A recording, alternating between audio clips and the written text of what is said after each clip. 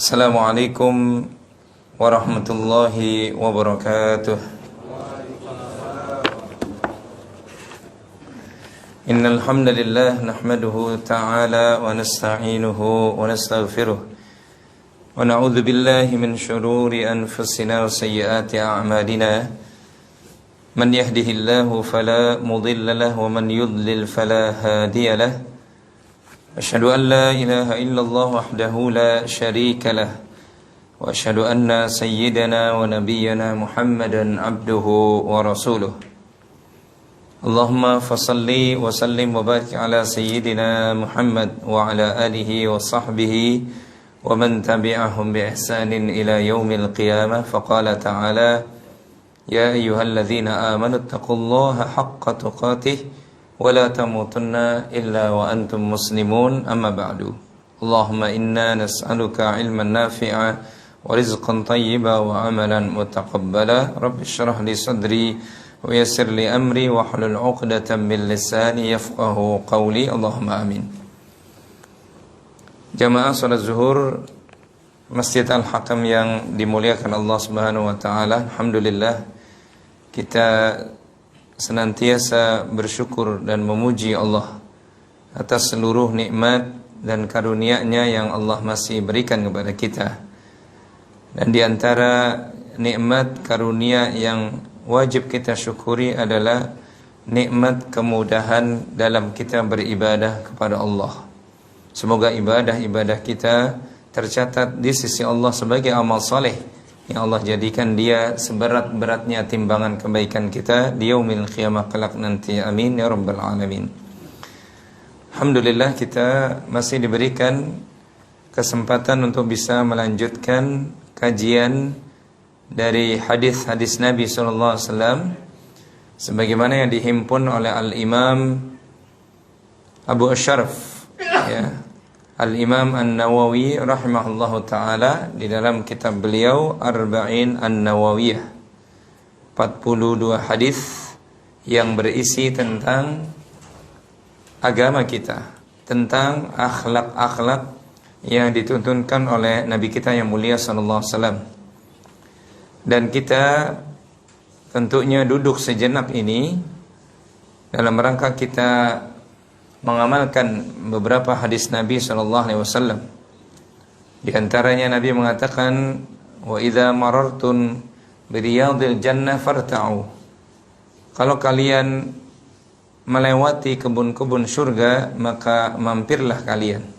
Qalu, para sahabat bertanya, "Wa ma riyadul jannah ya Rasulullah?" Kebun surga apa yang kau maksud ya Rasulullah? Maka Nabi mengatakan, majalisul ilm, majelisnya ilmu. Oleh karena itu kita ingin di dunia ini kita sempatkan hadir duduk di salah satu kebun di antara kebun-kebun surganya Allah Subhanahu wa taala, yaitu majelis ilmu. Sebelum Allah berikan insyaallah kebun-kebun surga yang sesungguhnya di akhirat nanti di surganya Allah Subhanahu wa taala. Kemudian dalam rangka juga mengamalkan hadis Nabi sallallahu alaihi wasallam, talabul ilmi fardhah ala kulli muslim. Menuntut ilmu itu fardhah, kewajiban. Ya, bagi setiap muslim. Jadi sesibuk apapun kita dalam urusan dunia kita, jangan pernah kita tinggalkan majelis ilmu. Karena dia kewajiban. Sama seperti kewajiban-kewajiban yang lainnya. Bahkan kewajiban menuntut ilmu itu dalam beberapa sisi lebih tinggi daripada kewajiban yang Allah berikan kepada kita yang lainnya. Bagaimana mungkin seseorang bisa sholat kalau dia tidak mengetahui ilmunya? Maka duduk di majelis ilmu berkaitan dengan ibadah sholat kita wajib hukumnya.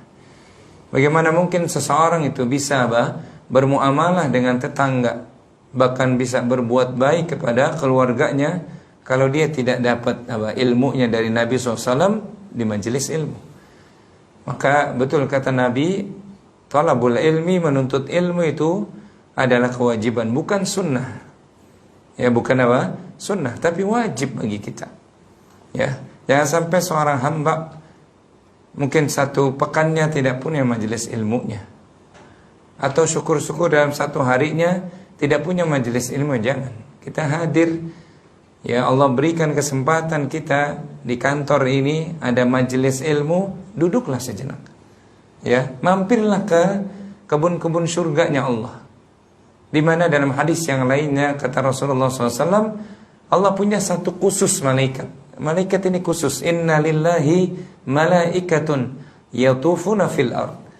Yang tugas khusus dari malaikat ini yang tidak dimiliki oleh malaikat yang lain, yatufuna fil ard. Dia bertawaf, berkeliling di muka bumi ini. Apa tugasnya? Mencari majelis-majelis ilmu. Dan kalau malaikat ini telah mendapati majelis ilmu hamba Allah Subhanahu wa taala, maka dia akan memanggil saudara-saudaranya di langit sana. Halumma ilaina, halumma ilaina. Kesini kalian. Karena di sini aku menemukan majelis ilmunya hamba-hamba Allah Subhanahu wa taala. Maka turun tuh seluruh malaikat yang ada di langit, turun untuk datang hadir di majelis ilmu. Sampai kata Nabi SAW, mereka bertumpuk-tumpuk sampai ke langit dunia. Ya. Sehingga wajar dalam hadis riwayat Imam Muslim yang lainnya, ketika majelis ilmu ini usai, maka para malaikat kembali lagi ke langit Allah Subhanahu wa taala. Kemudian Allah berfirman, Allah bertanya, bukan berarti Allah tidak tahu dari mana kalian. Maka para malaikat mengatakan, kami habis menghadiri majelis-majelis hamba-Mu. Maka Allah bertanya, siapa yang hadir? Maka disebutkan nama-nama kita di hadapan Allah Rabbul Alamin. Ya. Maka saya mengingatkan diri saya pribadi dan juga antum semua, mari kita sempatkan waktu kita di antara 24 jam untuk kita duduk di majelis ilmu. Semoga Allah senantiasa meridhoi apa yang kita lakukan dan Allah menjadikan apa yang kita bahas sebagai ilmu yang nafi', ilmu yang bermanfaat. Allahumma amin. Al-hadits ats-tsani wal 'ashrun, hadis yang ke-22 an Abi Abdullah Jabir ibn Abdullah Al-Ansari radhiyallahu anhuma. Hadis ini disampaikan dari sahabat Nabi yang mulia, yaitu kunyah beliau adalah Abu Abdullah, bapaknya Abdullah. Ya, nama asli beliau adalah Jabir, ayahnya adalah Abdullah. Nah, itu lihat, sudah sering kita ingatkan bagaimana para sahabat itu mereka betul-betul melaksanakan tuntunan arahan dari Nabi, termasuk dalam hal nama. Dalam hal apa? Nama. Karena Nabi SAW menyatakan tidak ada nama yang paling dicintai oleh Allah kecuali dua, yaitu Abdullah dan juga apa? Abdurrahman. Maka nama bapaknya Abdullah, nama anaknya juga adalah Jabir, dan kunyahnya Abu Abdullah. Karena dua nama ini, Abdullah dan Abdurrahman, itu nama-nama yang paling dicintai oleh Allah Subhanahu wa ta'ala. Ya. Dan kedua-duanya ini sahabat Nabi. Sehingga kita beradab kepada sahabat Nabi kita. Kalau dua-duanya sahabat Nabi, kita mendoakan radhiyallahu anhuma, semoga Allah meridhoi keduanya, yaitu anak dan bapaknya, yaitu Jabir dan juga Abdullah radhiyallahu anhuma. Kata Jabir, anna rajulan sa'ala Rasulullah sallallahu alaihi wasallam faqala, bahwasanya satu hari pernah seseorang bertanya kepada Nabi sallallahu alaihi wasallam. Nah, ini dijelaskan oleh para ulama, as-sa'il yang bertanya ini adalah as-sahabi al-jalil, sahabat Nabi yang mulia, ya, yaitu Nu'man bin Qawqal al-Khaza'i. Jadi yang bertanya kepada Nabi ini adalah sahabat Nabi yang bernama Nu'man bin Qawqal al-Khaza'i radhiyallahu anhu. Ya. Walaupun dalam hadis ini disebutkan apa? Rajulan, seorang laki-laki. Dan dia datang kepada Nabi SAW. Faqala, dia bertanya, ara'aita idza shallaitul salat, ara'aita idza shallaitus salawatil maktubat wa sumtu ramadan wa ahlaltul halal wa harramtul haram wa lam azid ala dhalika syai'an a'adkhulul jannah. Kata beliau, kata Nu'man al-Khaza'i, ya Rasulullah, apa pandangan baginda Atau dalam keterangan yang lainnya kata para ulama, kalimat ara'aita ini artinya akhbirni. Ya Rasulullah, beritahukan kepadaku. Ya, bagaimana pandanganmu? Idza shallaitus shalawatil maktubat. Kalau aku menegakkan salat yang 5 waktu yang diwajibkan. Salat yang diwajibkan itu cuma berapa? 5 waktu. Ya gitu ya. Kalau aku jaga ini salat yang 5 waktu ya Rasulullah. Wa sumtu Ramadan, aku berpuasa Ramadan yang mungkin 5 atau 4 bulan lagi kita laksanakan. Kemudian wa ahlaltul halal, aku menghalalkan apa yang Allah halalkan dalam ayat-ayatnya. Dan juga aku menghalalkan apa yang Rasulullah SAW halalkan dalam hadis-hadisnya. Wa haramtul haram, dan aku haramkan apa yang dalam Al-Quran dan hadis, dan aku tidak menambahkan selain daripada itu. Jadi cuma berapa tuh? Salat yang 5 waktu, kemudian saum Ramadan, kemudian menghalalkan yang dihalalkan, mengharamkan yang diharam. Cuma 4 jamaah. Aku nggak nambah ya Rasulullah dengan yang lain. Ya, salat rawatib aku nggak lakukan.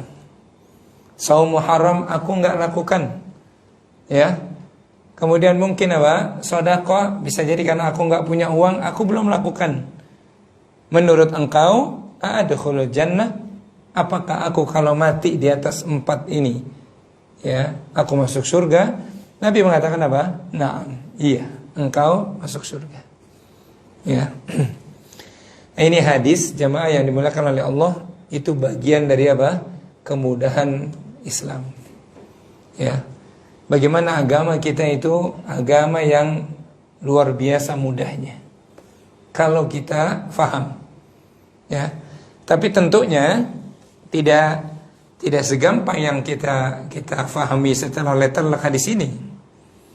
Maksud perkataan sahabat Nabi SAW ini, ya Rasulullah, beritahukan kepadaku, ya, kalau aku menjaga sholat yang 5 waktu yang diwajibkan, subuh, zuhur, asar, maghrib, dan isya. Jadi maksudkan di sini, aku sholat tepat waktu. Aku sholat berjamaah bersama kaum muslimin. Aku sholat tidak terburu-buru, yaitu tumakninah. Aku sholat penuh dengan kekhusyuan yang aku ingat hanya Allah Subhanahu wa taala. Dan aku jaga konsekuensi dari sholat itu ya Rasulullah, yang 5 saja. Menurut engkau aku masuk surga? Kata Nabi, iya. Ya. Jadi lihat, Nabi SAW itu tahu kepada siapa beliau harus memberikan fatwa. Ya, dan bagaimana Nabi memberikan fatwa? Karena kata para ulama, ya, hadis ini dan hadis-hadis yang lainnya itu memberikan faedah kepada kita, yang bagi 'alal muallim an yanzura fi halil muta'allim. Sudah seharusnya seorang guru, orang yang punya ilmu itu, ya, itu melihat keadaan orang yang bertanya. Dan memang sahabat Nabi Nu'man al-Khuzai ini yang bertanya, Nabi tahu siapa beliau. Ya. Beliau baru mampu melaksanakan yang maktubat saja. Ya, salat yang wajib saja, puasa yang wajib saja. Kemudian mengharamkan itu perkara yang memang wajib. Nabi tahu. Dan Nabi kita SAW jamaah itu orang yang paling tahu manusia, karakteristik mereka.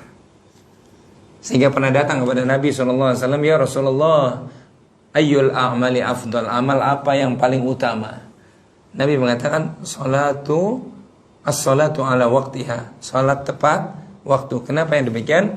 Karena kebetulan yang nanya ini orang yang suka kadang salat tepat waktu, kadang enggak.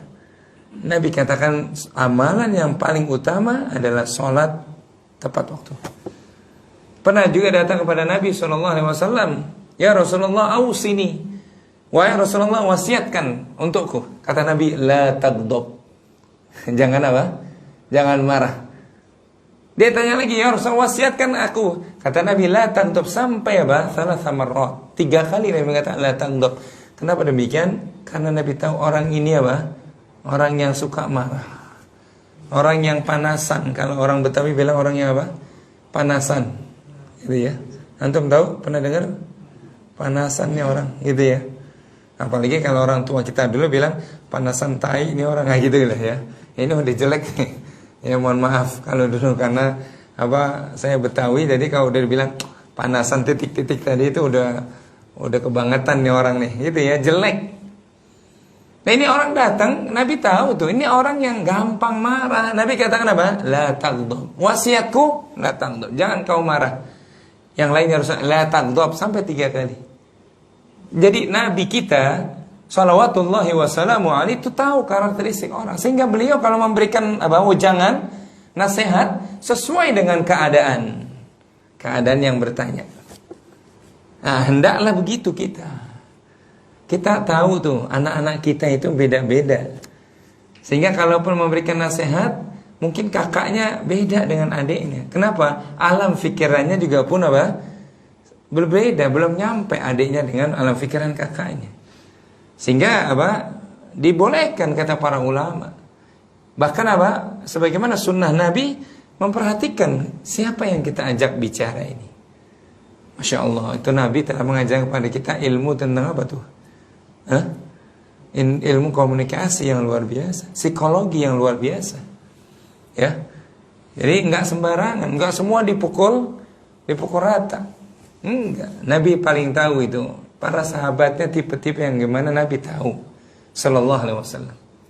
Sehingga Nabi membiarkan ketika Abu Bakar radhiyallahu an as-Siddiq menginfakkan semua hartanya, karena Nabi tahu Abu Bakar nggak bakalan kehabisan harta. Tapi Nabi juga tahu, ya, Nabi berbicara kepada orang yang kalau sedekahnya sudah satu telapak tangan aja udah luar biasa, dan Nabi nggak tambah itu, karena Nabi adalah guru yang paling paham karakteristik murid-muridnya. Ya, hendaklah ini menjadi renungan bagi kita. Ya, kepada siapa kita bicara. Kalau kita bicara kepada orang awam, maka bahasanya bahasa mereka. Jangan dikasih ilmu-ilmu yang tinggi dulu. Bicara kepada orang yang awam, kita bicara tentang warisan, besok nggak datang lagi dia di majelis. Ya, bicara yang dasar dulu. Bicara tentang apa? Kehambaan seorang makhluk kepada Al-Khaliq. Bicara tentang apa? Wajibnya dia menegakkan sholat, sehingga nyampe tuh kepada mereka. Ya.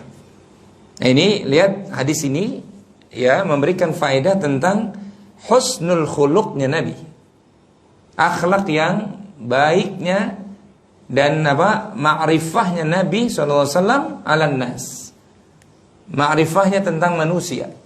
Paling tahu beliau tentang karakteristik para sahabat Nabi SAW. Padahal sahabat Nabi itu ribuan, tapi Nabi tahu apa yang harus dikatakan kepada masing-masing sahabat Nabi SAW. Ada yang sama, tidak sama.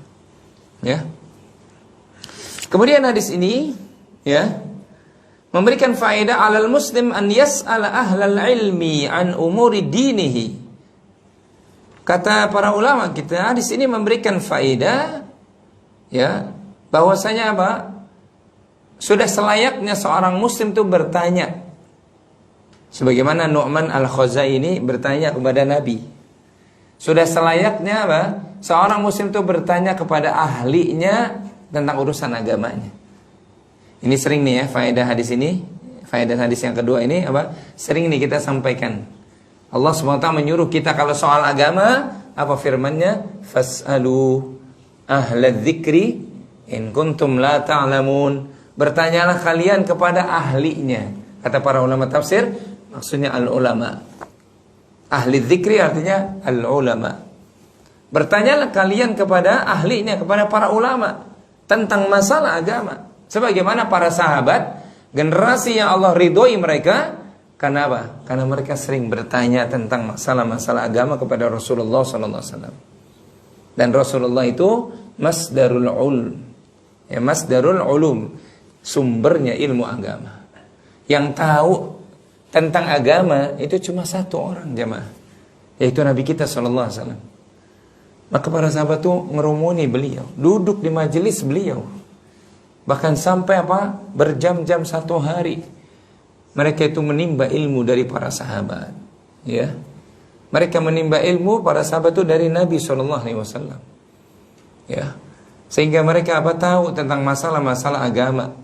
Dan kalau masalah agama ini nggak boleh kita kemudian sembarangan orang kita tanya. Ya, sedangkan masalah dunia aja kita concern tuh nanya kepada yang tahu kan gitu kan. Kita tanya tentang struktur bangunan pasti nanya kepada siapa? Lulusan sipil. Ya nggak mungkin kita tanya IPB. Ya orang IPB kita tanya tentang struktur bangunan misalkan. Nggak pas, bahaya kita, gitu ya. Kita nanya tentang kesehatan, ya, obat ini dan obat itu, tentu nanya kepada orang yang lulusan kedokteran, orang yang lulusan farmasi. Nggak mungkin kita tanya kepada orang yang lulusan kehutanan. Akan salah. Resep akan dampaknya lebih besar kerusakannya. Oleh karena itu tentang agama kita sumbernya tahu. Rasulullah SAW. Ya, maka kita memperhatikan hadis-hadis beliau SAW.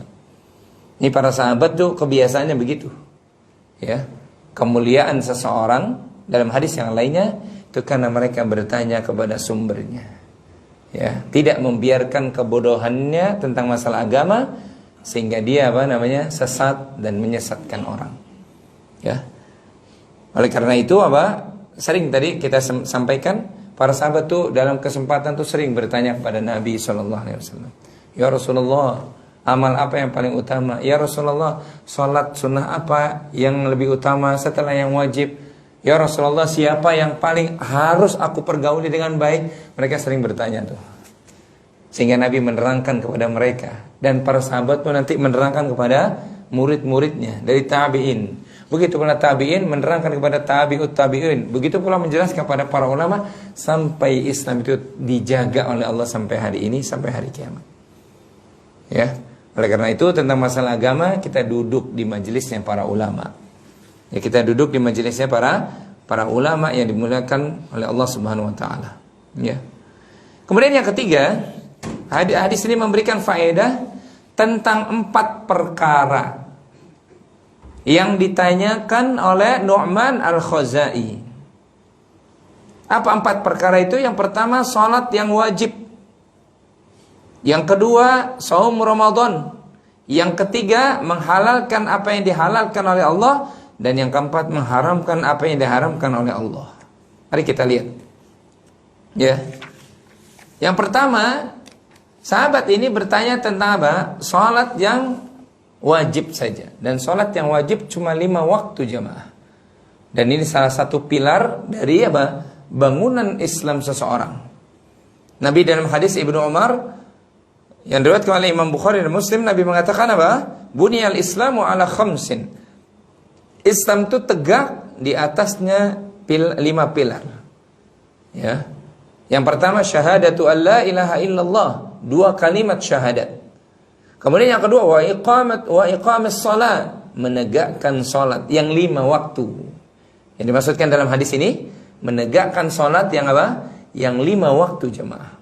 Wa itaiz zakah. Kemudian membayar zakat. Wa shaumi Ramadan, dan berpuasa Ramadan. Yang terakhir haji ke Baitullah. Islam itu tegak dengan 5 ini. Salah satu pilar yang wajib kita jaga adalah as-salawatul khams. Salat yang 5 waktu. Ini berulang kali saya nasihatkan kepada diri saya dan juga antum semua. Jaga salat 5 waktu kita. Ya. Karena itu keselamatan kita. Pelihara salat yang 5 waktu kita. Karena itu rizki kita. Jangan pernah kita meremehkan salat yang 5 waktu kita. Karena dia hubungan kita yang paling kuat antara kita dengan Allah Subhanahu wa ta'ala. Kalau seseorang sudah meremehkan salat yang 5 waktu, maka nggak ada yang bisa menjamin keselamatannya, rizkinya, keluarganya. Sampai apa? Hal-hal yang semua dalam kehidupan dia. Karena letak dari kemuliaan seseorang itu ada pada salat-salatnya.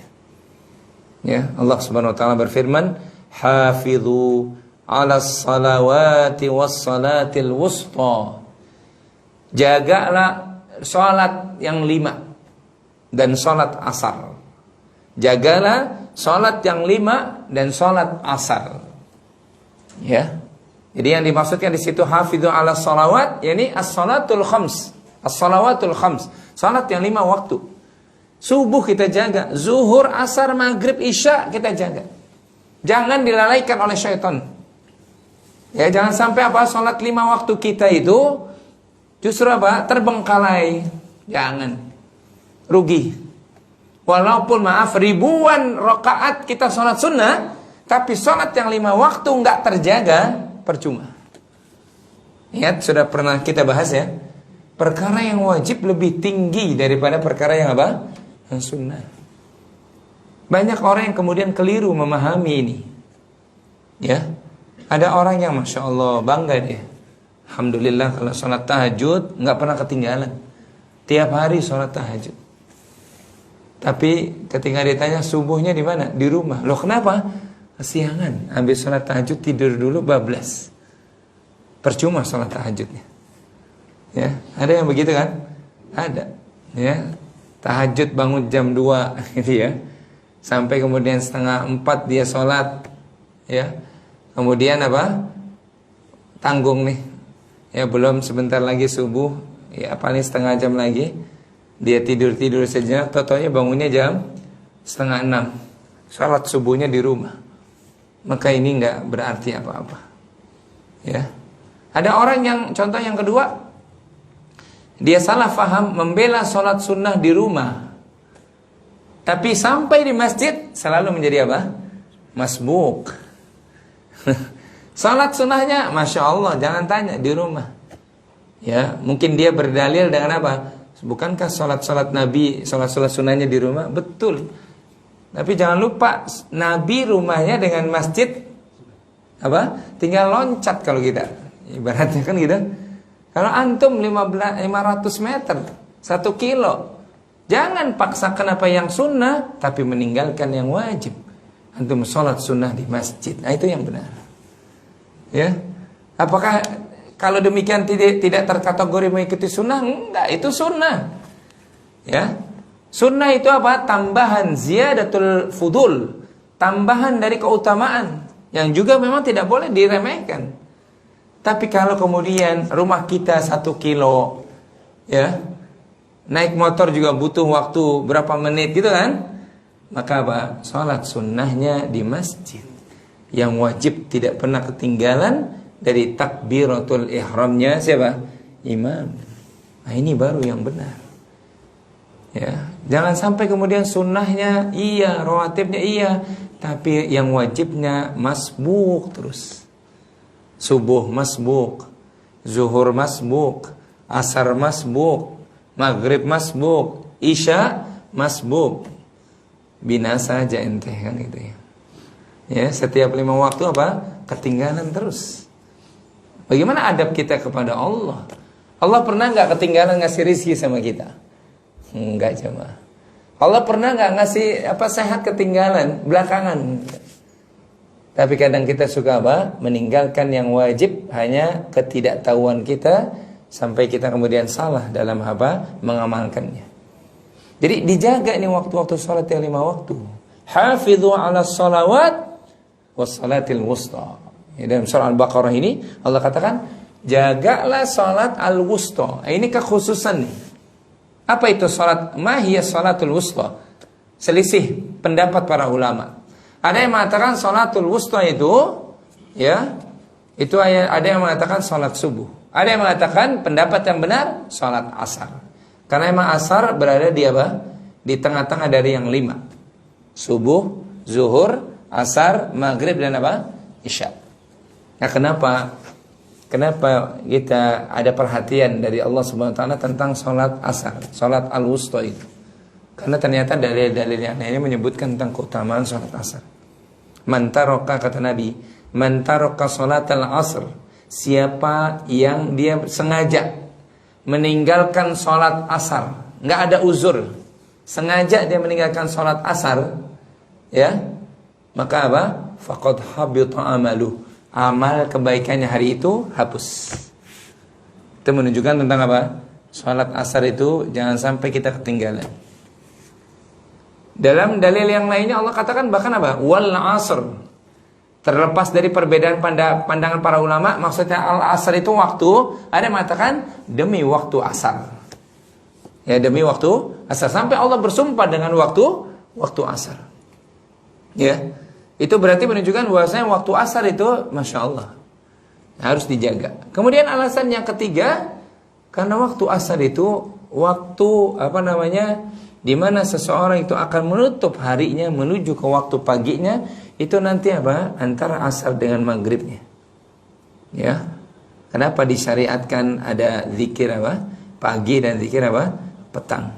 Dan zikir petang dimulai dari ba'dal asar sampai menjelang apa? Maghrib. Itu zikir petang. Kan gitu kan?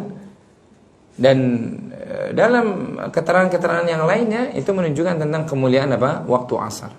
Maka wajar kalau para ulama tafsir mengatakan pendapat yang benar salatul wusta di sini adalah salat asar.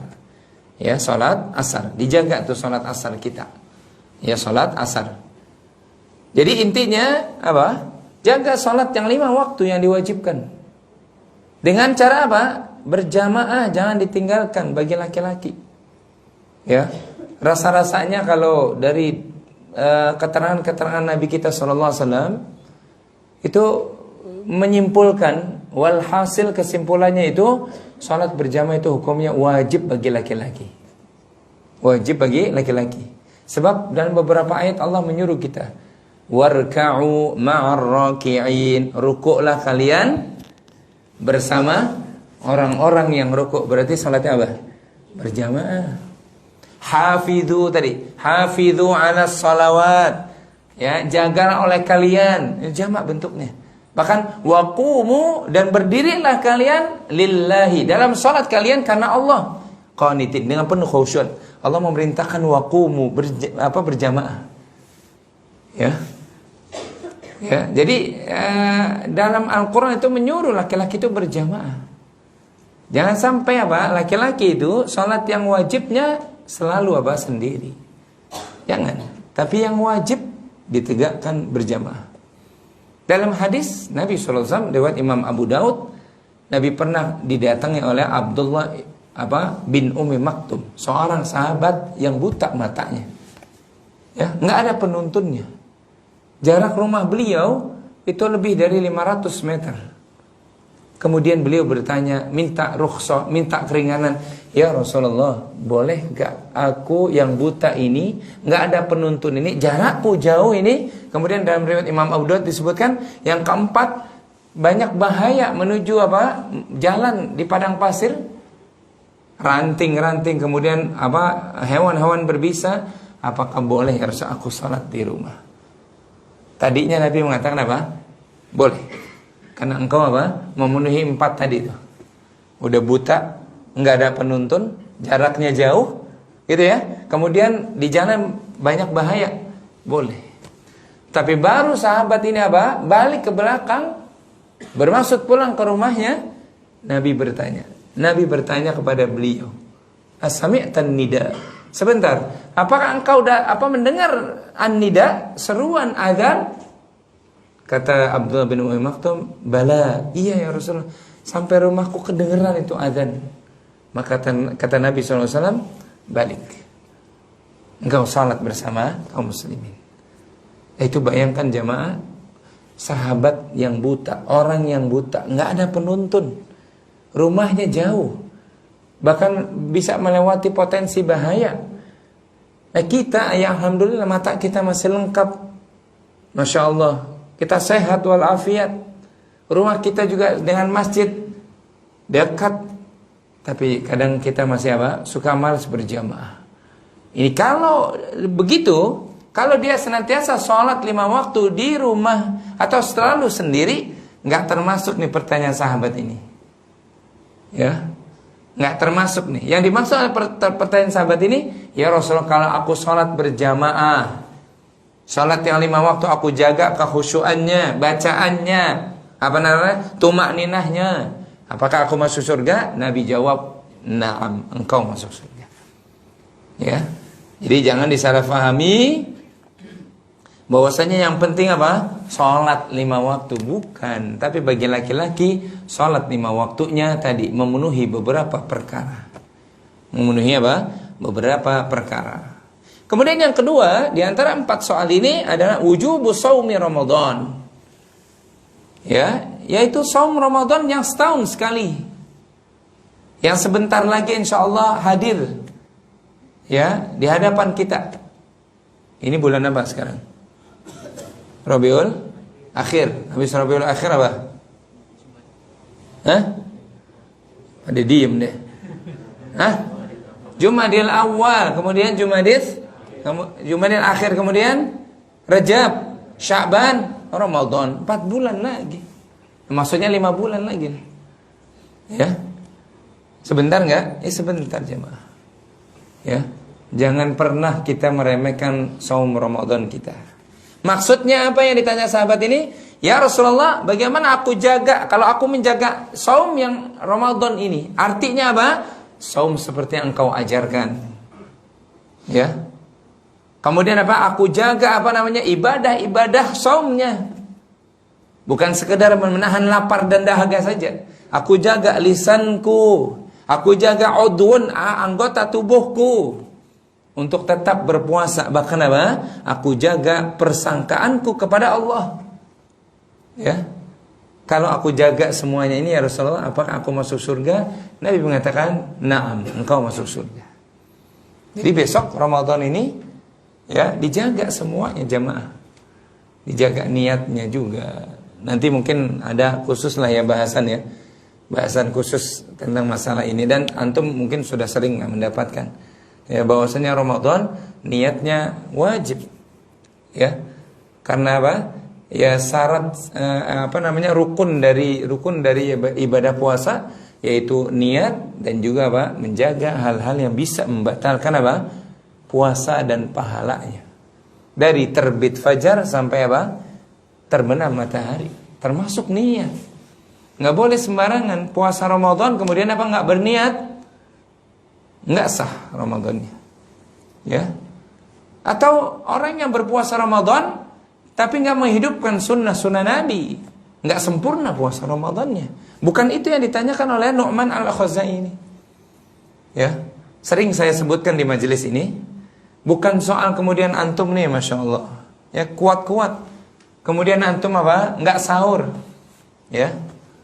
Enggak, bukan soal apa kuat, nggak sahur juga ana kuat kok Ustaz. Ya, jadi pas tidur jam berapa tuh? Tidurnya juga malam lagi. Jam 11, jam 12 bangunnya justru apa? Pas subuh. Nah, antum kagak niat, ya enggak sah apa ibadah saumnya. Niat Ramadan wajib di malam hari.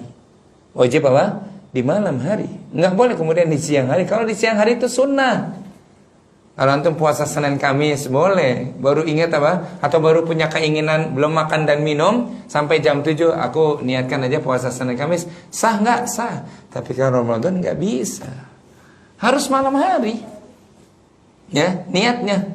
Kemudian apa? Sahur bangun. Ya, sekali lagi bukan soal antum ana biasanya karena ikut fitness kuat Ustaz nggak sahur juga. Bukan soal itu. Ana udah puluhan tahun puasa Ramadan Ustaz, nggak sahur pun kuat. Bukan soal itu. Tapi apa? Ibadah som antum nggak sempurna karena menghilangkan apa? Sebagian dari sunnah-sunnah Nabi. Tasahharu, bersahurlah kalian kata Nabi, fa inna fis sahur barokah. Karena di dalam sahur ada apa? Keberkahan. Gak boleh meremehkan sahur. Walaupun sahur kita hanya 1 korma. Walaupun sahur kita hanya 1 apa? 1 gelas air putih. Tapi kita bangun di waktu sahur. Sehingga Ramadan ini yang dimaksudkan sahabat Nabi ini nih. Ya, Ramadan yang sempurna.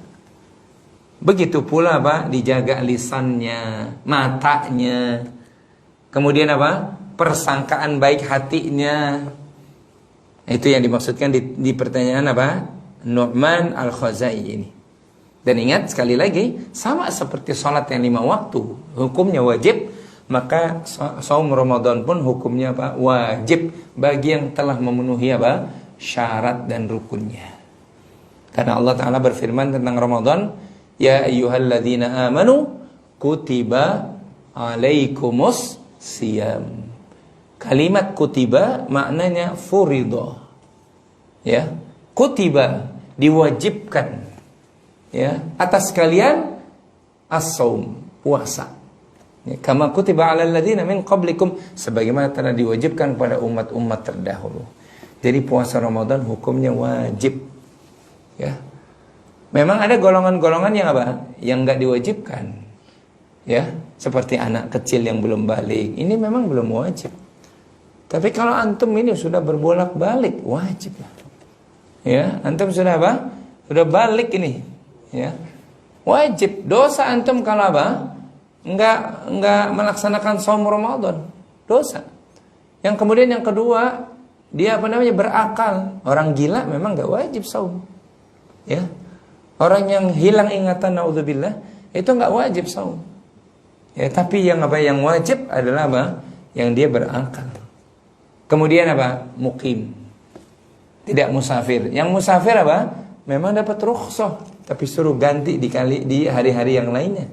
Kalau kita mukim wajib itu. Ya. Bahkan orang yang musafir saja, kalau musafirnya ringan, wa antasumu khairul lakum, berpuasa dalam kondisi yang ringan lebih apa? Lebih baik bagi kalian. Musafirnya ringan, maka mana yang lebih utama? Dia berpuasa.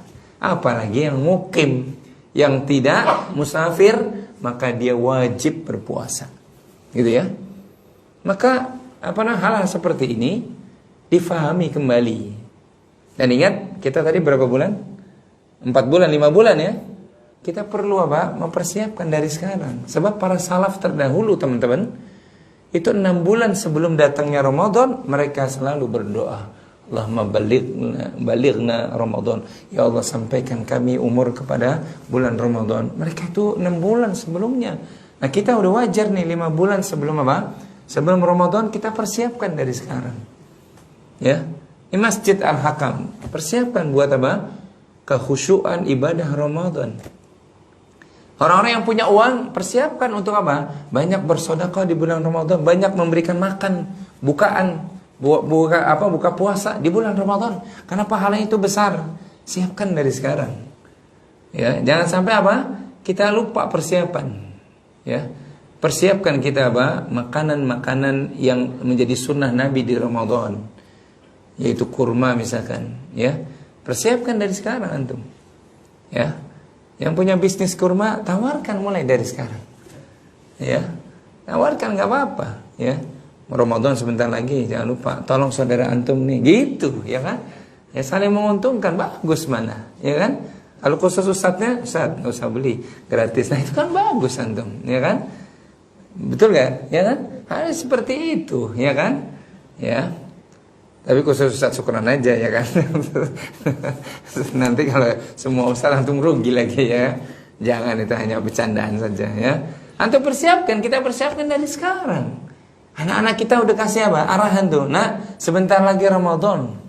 Ya. Dikasih motivasi, Masya Allah.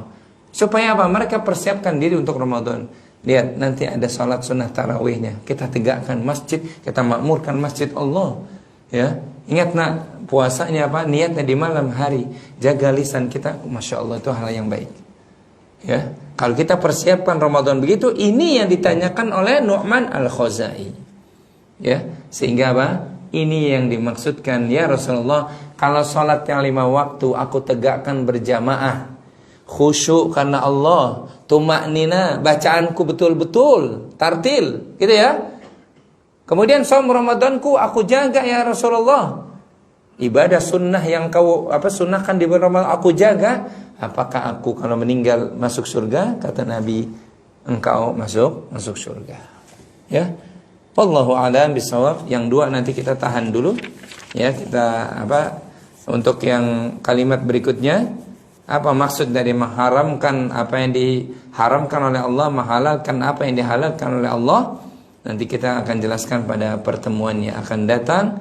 Fa insyaallah ya, mudah-mudahan kita masih diistiqomahkan oleh Allah Subhanahu wa taala duduk di majelis ilmu. Sebelum ditutup, mungkin ada satu dua pertanyaan dari antum? Karena zuhur kita juga lebih awal ya, jadi cukuplah. Takutnya antum punya hajat yang lain ya, yang belum disebutkan hajat aja udah punya hajat ya kan? Nggak apa-apa ya kan? Saking lelahnya ya kan gitu. Fadal, ada yang tanyakan? Kalau tidak ada, Ustaznya rasa Fadal. Dari departemen apa nih? Ya. Waalaikumsalam warahmatullahi wabarakatuh. Bertanya Pak Ustaz, terkait dengan tadi amalan ya, sholat dan lainnya. Ya. Sebelumnya memang saya pribadi lah mungkin banyak dosa sebelumnya gitu ya Pak Ustaz. Nah. Banyak dosa, banyak maksiat, banyak dolim. Lalu saya selalu bertanya-tanya dalam diri saya pribadi, apa yang sudah saya lakukan saat ini bisa menghapuskan dosa-dosa yang lalu, ataukah nanti memang karena janji Allah itu nyata katanya di Al-Quran. Iya.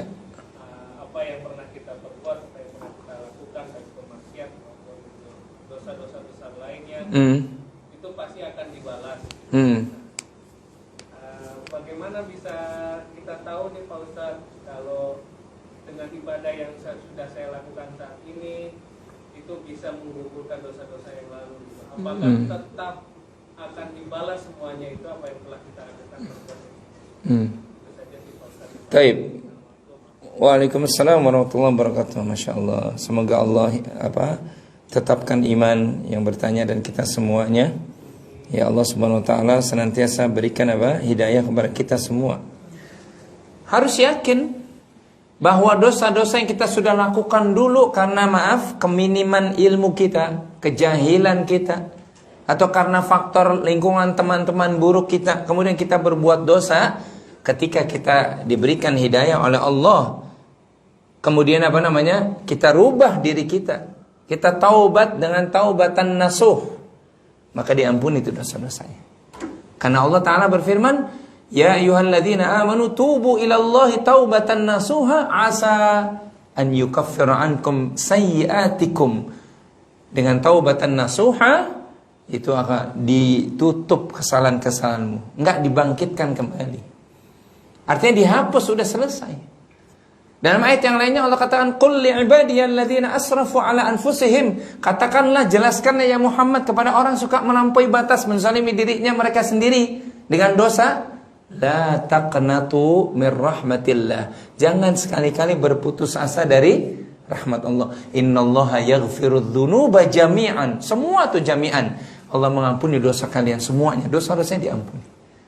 Tapi dengan catatan kita yakin bahwasanya taubat kita betul-betul taubatan nasuh. Apa ciri taubatan nasuh? Dia menyesal terhadap perbuatan yang lalu. Kemudian yang kedua, dia berjanji untuk meninggalkan yang lalu itu dan mengganti dengan amal-amal yang baru. Gitu ya. Maka orang itu kalau kemudian taunya apakah dosa-dosanya diampuni oleh Allah Subhanahu wa taala, lihat ke depannya, kata para ulama. Al-Imam Ibnu Rajab Al-Hambali dalam kitabnya menyebutkan, sepakat para ulama ciri dari amalan taubatnya diterima, artinya dosa-dosanya diampuni, adalah lihat ke depannya. Kalau selama ini kita selalu dimudahkan oleh Allah sholat kita, dimudahkan untuk sedekah kita, silaturahim kita, lisan kita terjaga oleh Allah Subhanahu wa taala, maka haqqul yakin bahwasanya amalan kita itu dihapuskan oleh Allah. Tapi kalau kemudian ke depannya ini malah kita masih berbuat hal yang sama, ini ciri kata para ulama, taubatnya belum diterima. Berarti masih ada nggak dosanya? Ya masih ada. Ya, boleh jadi karena seseorang nggak mukhlis, tidak ikhlas ketika dia bertaubat.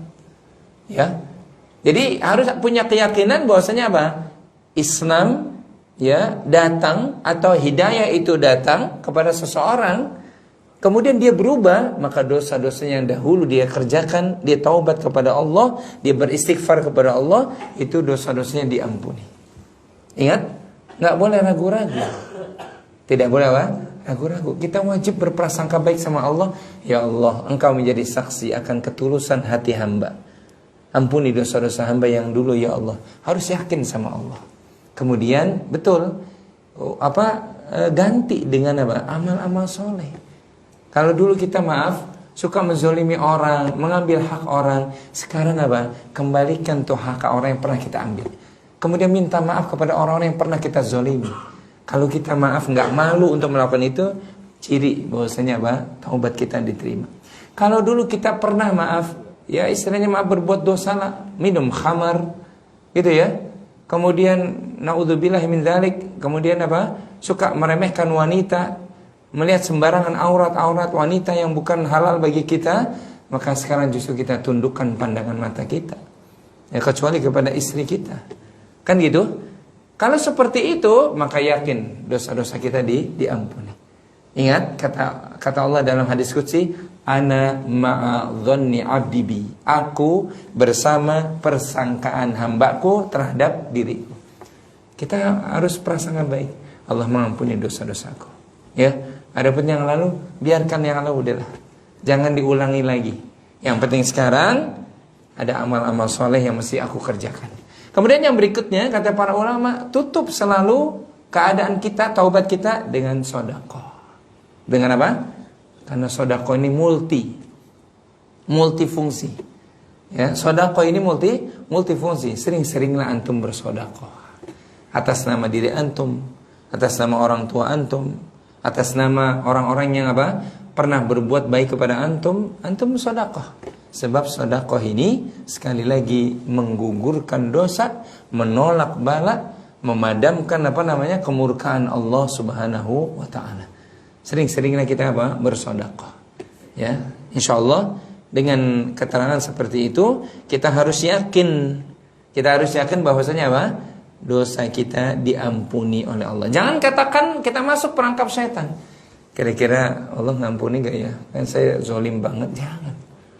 Jangankan begitu, ya, dosa kita nggak seberapa. Ada orang yang sudah membunuh 99, 100 nyawa masih diampuni oleh Allah. Bahkan kata Allah SWT dalam hadis qudsi yang lainnya, kalau kalian datang kepadaku dengan dosa setinggi langit, tapi engkau hatinya datang kepadaku dengan taubat yang nasuh, aku ampuni semuanya. Jadi kita wajib berprasangka baik sama Allah. Jangan ragu dengan kerahman rahimnya ya Allah, dengan Ghaffar dan Ghafurnya Allah. Harus yakin Rabb kita itu Maha Pengampun. Bahkan ampunan Allah jauh melebihi daripada murkanya Allah Subhanahu wa taala. Allah memang punya sifat murka. Gitu ya. Allah punya azab, betul. Tapi ingat, ampunan Allah jauh melebihi daripada murkanya Allah Subhanahu wa taala. Mudah-mudahan ya, taubat-taubat kita semuanya ya, termasuk yang bertanya, semoga menjadi taubatan nasuha insyaallah. Allahumma amin. Wa sallallahu ala nabiyina Muhammadin wa ala alihi wa sahbihi wasallam. Kita akhiri subhanakallahumma wa bihamdika asyhadu an la ilaha illa anta astaghfiruka wa atubu ilaik. Wassalamualaikum warahmatullahi wabarakatuh. Fadhal.